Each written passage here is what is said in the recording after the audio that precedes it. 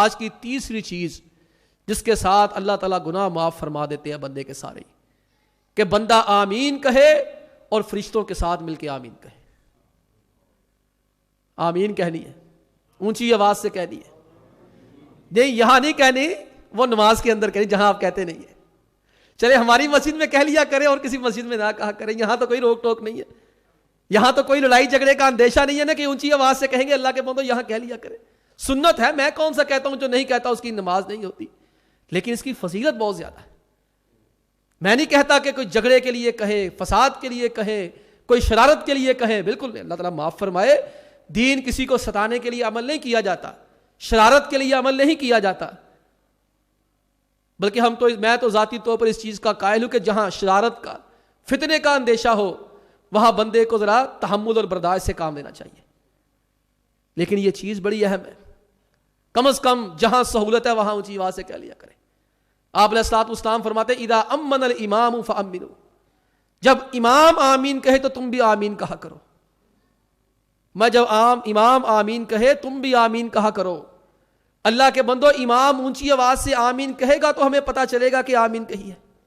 امام بخاری رحمہ اللہ نے اس حدیث کو ذکر کر کے یہی مسئلہ ثابت کیا ہے کہ آمین اونچی آواز سے کہنی ہے۔ کیوں؟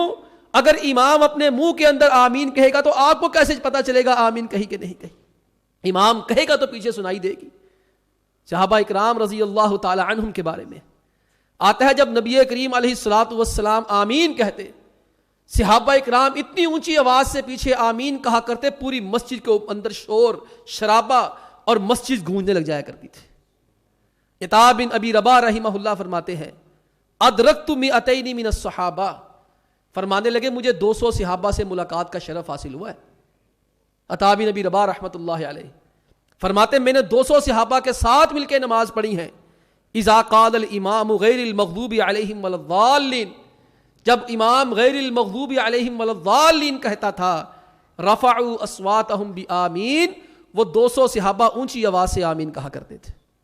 اللہ کے بندو، کوئی ضد نہیں، کوئی لڑائی نہیں، کوئی جھگڑا نہیں، کوئی شیطانی اور شرارت نہیں، کوئی کسی کے ساتھ تعصب کا مظاہرہ نہیں، بس ایک روایت اپنے ذہن میں رکھ لیجئے۔